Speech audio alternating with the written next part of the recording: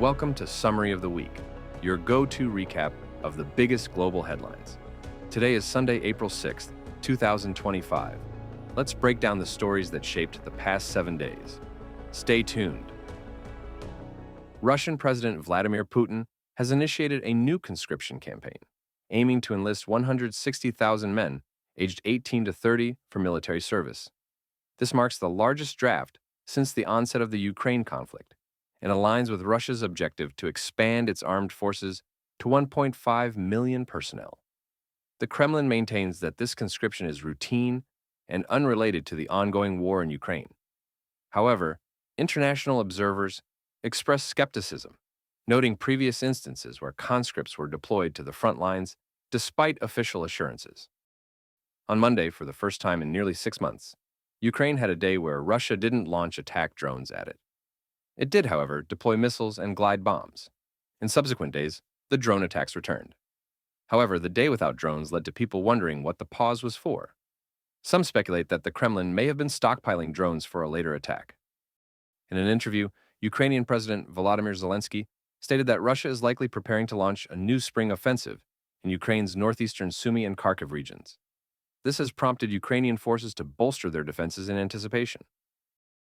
The U.S.-based Institute for the Study of War released a report indicating that Moscow made plans to abduct Ukrainian children, relocate them, and assimilate them into Russian culture even before it launched its full-scale invasion of Ukraine on February 24, 2022.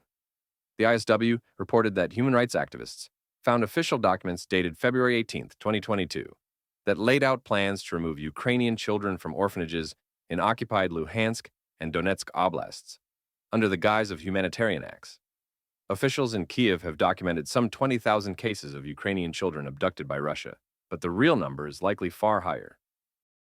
In diplomatic news, Putin's new chief negotiator with the U.S., Kirill Dmitriev, met Trump's special envoy, Steve Witkoff, in Washington on Wednesday.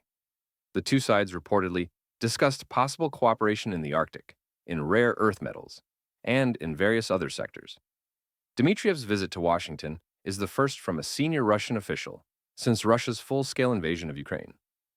According to a senior official in the U.S. State Department in Brussels, U.S. Senator Marco Rubio and NATO allies expressed his support for Ukraine and U.S. President Donald Trump's efforts to end the war, while indicating that Russia needs to do more. Amid persistent signals from Washington that Trump is not as committed to NATO as it's existed NATO for the past 75 years, Secretary General Mark Rutte told reporters that the United States is as active in NATO as it has ever been. Rubio added that Trump is against a NATO that does not have the capabilities that it needs to fulfill the obligations that the treaty imposes upon each and every member state. Thanks for watching this week's summary. Don't forget to like, subscribe, and stay informed. See you next Sunday.